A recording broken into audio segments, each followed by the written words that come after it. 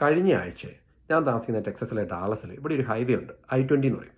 ആ I-20 കൂടെ ജോലിക്ക് പോയിക്കൊണ്ടിരുന്ന ഒരു ടീച്ചറിനെ അതേ റോഡിൽ കൂടെ വന്നുകൊണ്ടിരുന്ന വേറൊരു വ്യക്തി, ആ വ്യക്തിയുടെ മുമ്പിൽ ഈ ടീച്ചർ കട്ട് ചെയ്ത് കയറിയതിൻ്റെ ദേഷ്യത്തിൽ ആ കാറിലിരുന്ന കണ്ണെടുത്ത് ഒരു വെടി വെച്ചു. എന്നിട്ട് ഈ വെടിവെച്ച ആൾ എക്സിറ്റ് എടുത്ത് ജോലിക്ക് പോയി.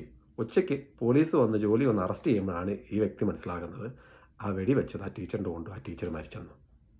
ഇതിപ്പോൾ പറയാൻ കാരണം, അമേരിക്കയിൽ ഇപ്പോൾ റോഡ് റേജ് വയലൻസ് ഭയങ്കരമായിട്ട് കൂടിക്കൊണ്ടിരിക്കുക, പ്രത്യേകിച്ച് ടെക്സസിൽ. ഈ റോഡ് റേജ് എന്നാന്ന് അറിയത്തില്ലാത്തവർക്കാണ് ചുരുക്കത്തിൽ പറയാം.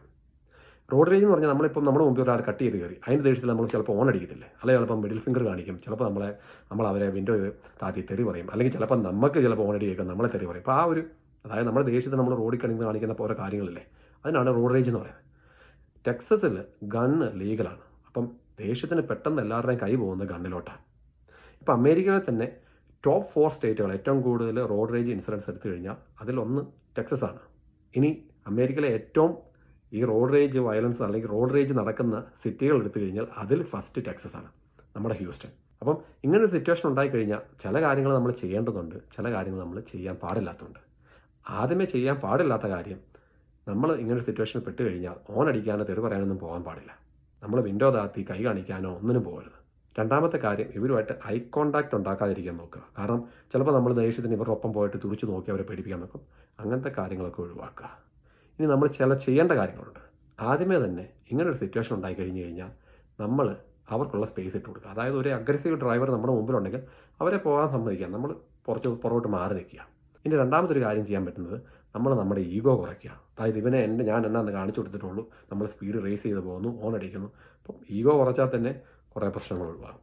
പിന്നെ വേറൊരു കാര്യം, നമ്മളെ ഒരാൾ ഫോളോ ചെയ്ത് വരുവാണെന്ന് ഓർത്തോ, നമ്മൾ ആ സമയത്ത് വീട്ടിലോട്ട് പോകുന്ന വഴിയാണെങ്കിൽ ആ ഫോളോ ചെയ്യുന്നതിനെ വീട്ടിൽ കൂട്ടിക്കൊണ്ട് നമ്മുടെ വീട്ടിലോട്ട് വരരുത്, അവനപ്പം നമ്മുടെ വീട് കാണും. ഇനി ഈ പറഞ്ഞതിനെ ബേസ് ഒരു സിനിമ തന്നെയുണ്ട്, നമ്മുടെ ഇംഗ്ലീഷിലെ ഗ്ലാഡിയേറ്ററില്ല, റസൽ ക്രോയുടെ ഒരു സിനിമയുണ്ട്. അതിൻ്റെ റസൽ ക്രോ വില്ലന്. റസൽ ക്രോയുടെ പുറകെ വന്നൊരു പെണ്ണ് ഓൺ അടിക്കും, എന്നാൽ ആ പെണ്ണിനെ ചേസ് ചെയ്ത് വീട്ടിൽ ചെന്ന് വീട് കത്തിക്കുന്നതായിട്ടാണ്. ഇതൊക്കെ ഒരു റിയൽ ഇൻസിഡൻസിനെ ബേസ് ചെയ്തിട്ടുള്ള. അതുപോലെ തന്നെ ഞാനൊരു കഥ കേട്ടിട്ടുണ്ട്. ടെക്സസിൽ പണ്ട് ഒരു വല്യമ്മയും കൊച്ചുമാനും കൂടെ ഒരു റെഡ് ലൈറ്റിൽ കിടക്കുക. മുമ്പിലൊരു റെഡ് ട്രക്കുണ്ട്. അപ്പം റെഡ് ലൈറ്റ് മാറി ഗ്രീനായിട്ടും ആ ട്രക്ക് പോകാഞ്ഞപ്പം വല്യമ്മ ഓൺ അടിച്ചു. മുമ്പിൽ ട്രക്കെ കിടന്നവന് ഇഷ്ടപ്പെട്ടില്ല, അവനിറങ്ങി വന്ന് ഗണ്ണെടുത്ത് 2 പേരെയും പിടിച്ചു. അത് കൊച്ചിനെ കൊന്നു, ആ വല്യമ്മേനെ കൊന്നു. നമ്മൾ വേറെയുള്ള സ്റ്റേറ്റിലെ ആൾക്കാർ കേൾക്കുമ്പം, അല്ലെങ്കിൽ വേറെയുള്ള രാജ്യത്തെ ആൾക്കാർ കേൾക്കുമ്പോൾ ഇതൊക്കെ ഒരു കെട്ടുകഥ തോന്നും. പക്ഷേ ഇതൊക്കെ ഭയങ്കര കോമൺ ആയിട്ട് നടക്കുന്ന കാര്യം ഇത്. അപ്പം അതുകൊണ്ട് ആരെങ്കിലും ചേസ് ചെയ്യുന്നുണ്ടെങ്കിൽ ഒന്നുകിൽ നമുക്ക് 911 വിളിക്കുക, അല്ലെങ്കിൽ ഏറ്റവും ക്രൗഡഡ് ആയിട്ടുള്ള ആൾക്കാരുടെ അടുത്തോട്ട് പോവുക, അല്ലെങ്കിൽ ഇവിടെ വാൾമാർട്ടൊക്കെ ഉണ്ടല്ലോ അങ്ങനെയുള്ള ഏരിയയിലോട്ട് പോവുക. വീട്ടിലോട്ട് കൂട്ടിക്കൊണ്ട് വരരുത്. നമ്മൾ ഒരിക്കലും പ്രൊവോക്ക് ചെയ്തിരിക്കുക. കാരണം മുമ്പിൽ പോകുന്നവനോ പുറകിൽ പോകുന്നവനോ എങ്ങനെയാണെന്ന് നമുക്കറിയത്തില്ല. Anyway, be careful out there.